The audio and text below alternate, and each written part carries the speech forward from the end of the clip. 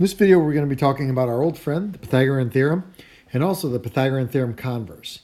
Now, the first part of this video is just a bunch of reviews, so we're going to move pretty swiftly, and most of the work is going to be on you. Now, to review, we use the Pythagorean theorem to find the missing side of a right triangle. So, no right triangle, no Pythagorean theorem. Now, if we look over here, sides A and B are called the legs. Just like you and me, right triangles have two legs. And C is called the hypotenuse. And of course, you could use HYP to abbreviate.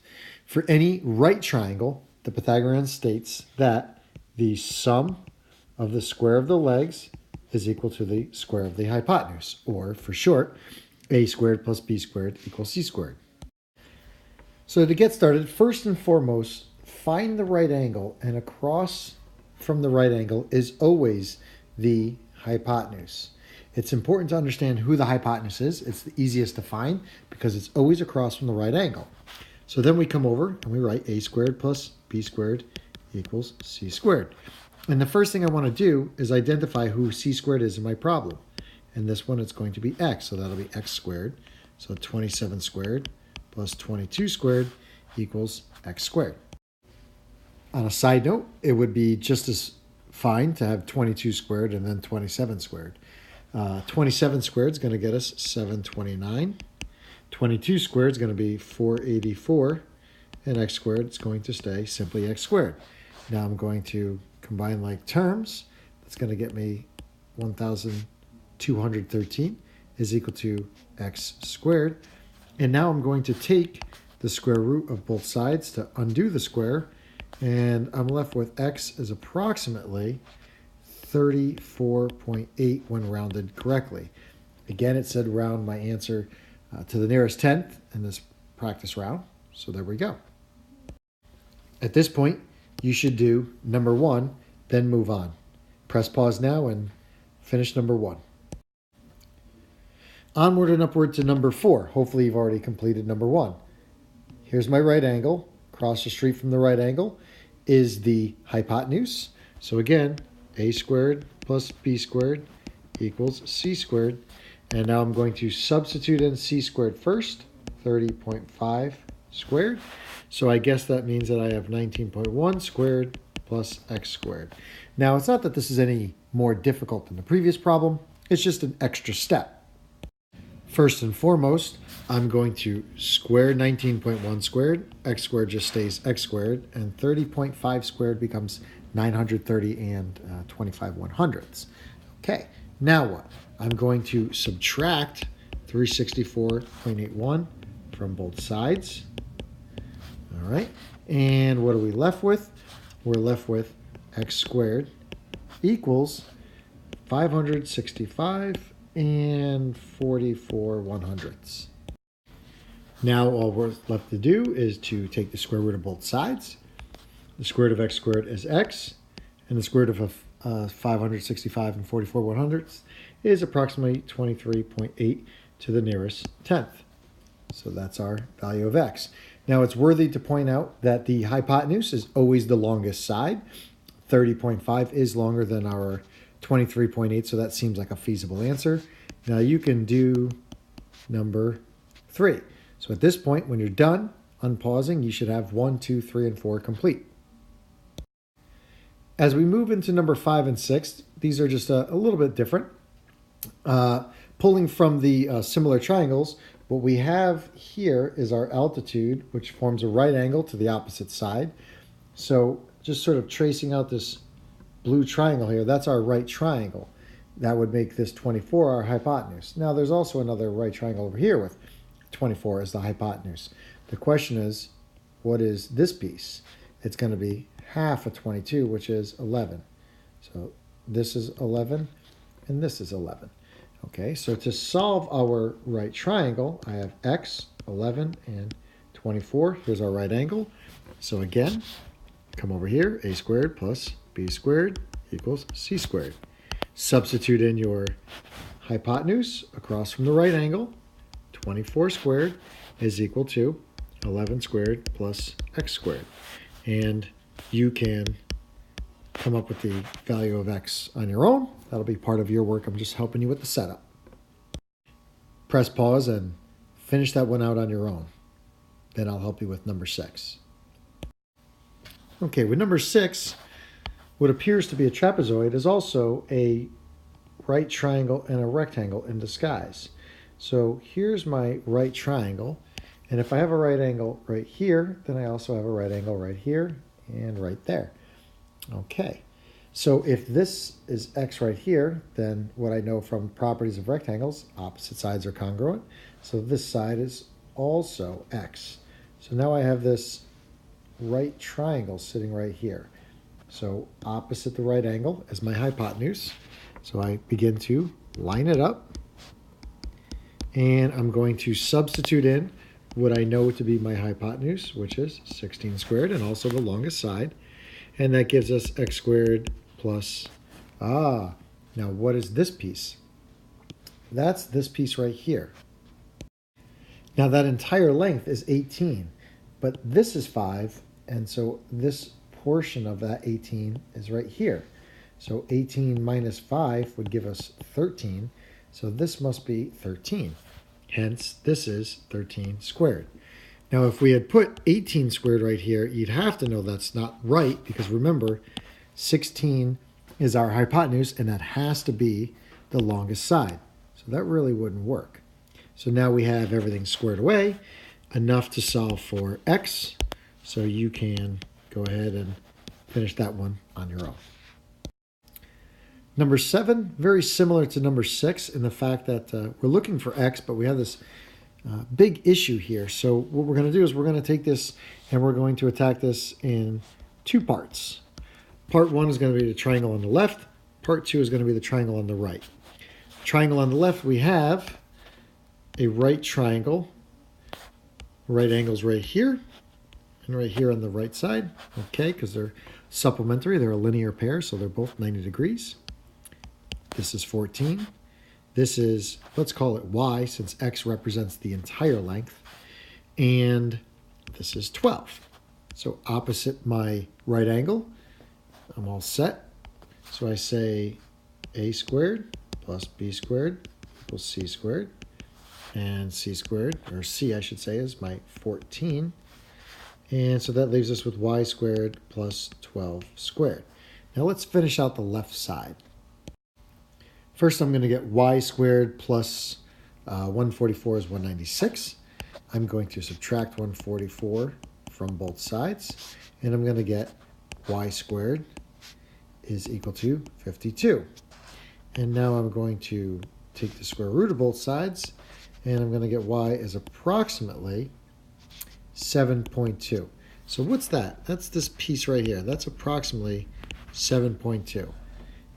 Now I come over and I'm going to get this piece, and 7.2 plus that piece is going to equal x. So I'm just going to set it up over here. This is 29. There's my right angle. There's 12. Let's call this, I don't know, z. Why not? And opposite my right angle is my hypotenuse. So a squared plus b squared equals c squared. And my hypotenuse is 29 squared. I'm going to have 12 squared plus that z squared. And again, you could use a and b for these pieces. The letters are up to you. And finish out and get that approximation for z. And that's going to go in here. And when I add my y value to my z value, I'll get the entire length of x. And this is your final answer. Okay, let's move on. Don't forget to finish this problem before you move on. Okay, very similar again on number 8. Basically, you have an upper triangle and you have a lower triangle. And x is part of this upper triangle. So it looks like I have my hypotenuse. I just don't have this leg right here. And so I need to start with the lower triangle down here to get that piece.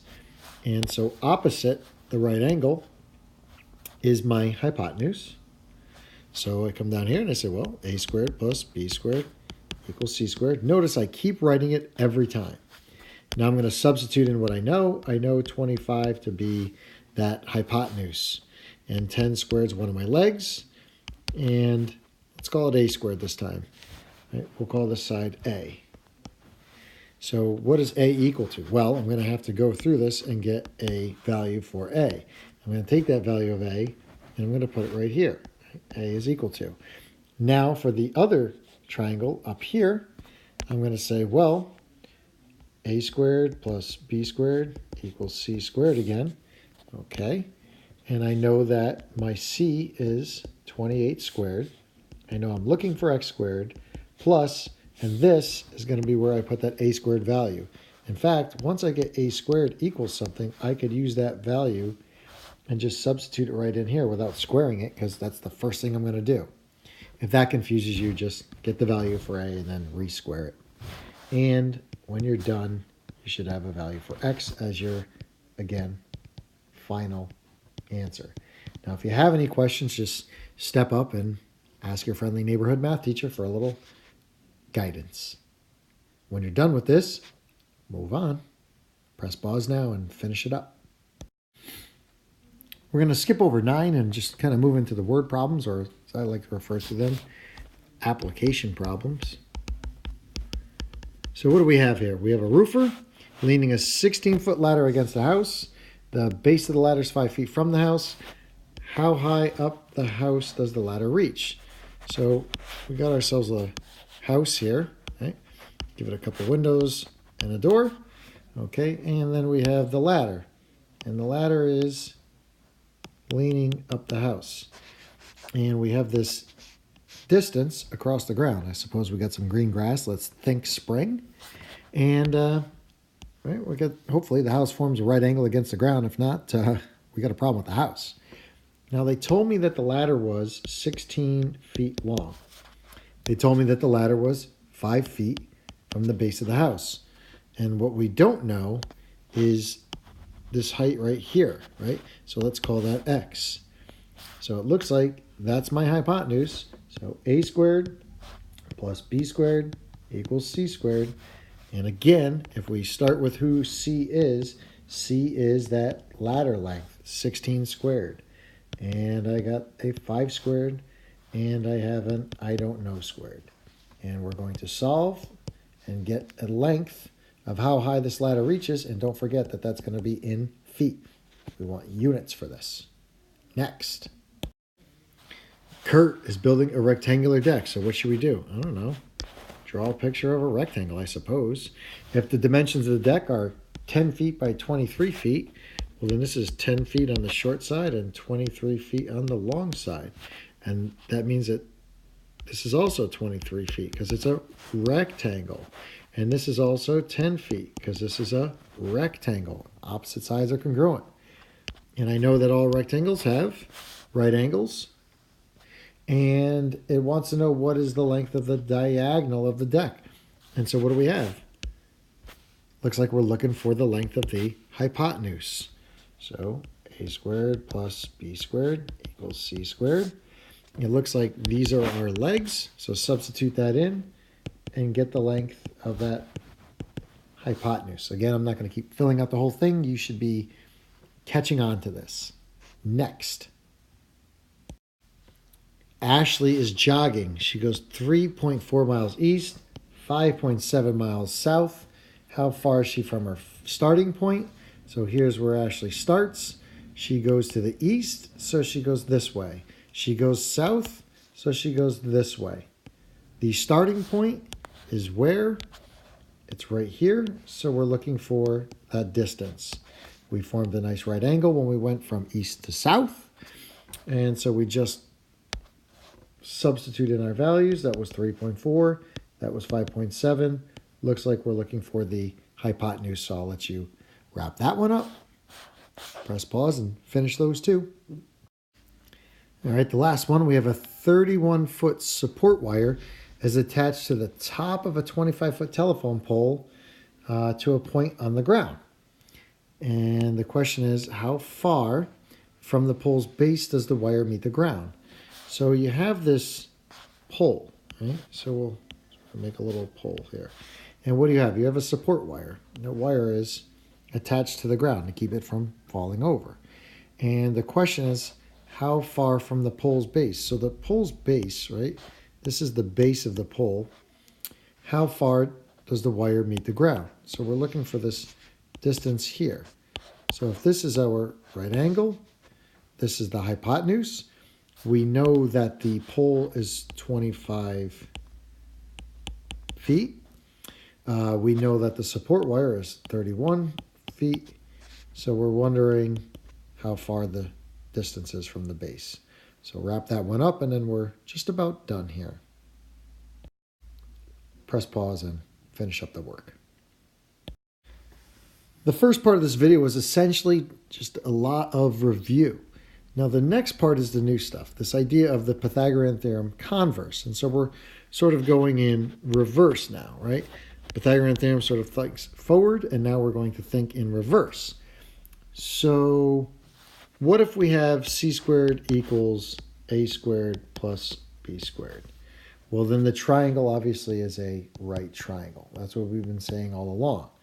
Well, sometimes c squared will be just slightly bigger than a squared plus b squared. Right? So think about this. If you have a triangle where this side squared is maybe just a little bit bigger when it's squared, then isn't this opening a little bit larger?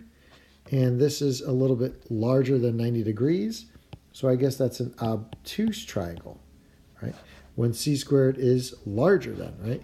This idea of greater than. And then what happens if we have c squared, right? If it's not larger than, maybe it could be just slightly smaller than the sum of the legs. And what's the case look like? Well, maybe they're like this. And here's my c. And this angle is just smaller than 90. Then this triangle probably is acute. Oops, I misspelled acute. Not too cute when you can't spell acute. Pun intended, right? Always keep the c squared to the left side to avoid confusion when classifying, right? So again, when c squared is equal to the sum, we got right triangles. When it's greater than the sum, it's obtuse, right? It has to open wide to accommodate that large side and then clamp down, acute, when c squared is smaller than the sum. Let's put this into practice. But one last important announcement. There's this idea of triangles, A, B, and C, any triangle. Any two sides have to be greater than the third side for it to be a triangle, meaning A plus B has to be bigger than C, A plus C has to be bigger than B, and B plus C has to be bigger than A. Notice on this side eventually you have A, B, and C, and the other two are the other two letters. Okay. If this is true, then check it's possible for that triangle to exist. If this is not true, then that triangle doesn't exist. What do I mean? Let's move on into the next set of practice problems and we'll see what's going on. As you'll notice over here, one of the options is this isn't a triangle. So first we have to make sure that these three sides represent the possibility of a triangle, and then what kind. Okay, let's start at first qualifying that this is a triangle indeed. Like I said, any two sides have to be greater than the third. So 20 plus 21 needs to be bigger than 29. And again, I said just list the three sides down the right side. So 21 and 20. I come back on this side. If 21's on the right, then 20 plus 29's on the left. And if 20's on the right, then 21 plus 29's on the left. Now, of course, these are all true. 21 plus 20 is 41. That's bigger than 29. And 20 plus 29, that's 49. That's bigger than 21. And 21 plus 29 is 50. And, of course, that's bigger than 20. So it is a triangle, so we're going to cross that off as an option. Now, the next thing I'm going to do is I'm going to pick the biggest side. That's my C, or culprit for C. So I'm going to say 29 squared. And then I'm going to compare that to 20 squared plus 21 squared. And I'm going to hold off on the sign for right here. But the three options are equal, greater than, or less than. All right, well, 29 squared is going to be 841. 20 squared is going to be 400. And 21 squared is going to be 441. So that's going to give us 841. Now 841 is equal to 841, so I guess this is a right triangle, right? This is our option. So first we qualified that it was a triangle, check.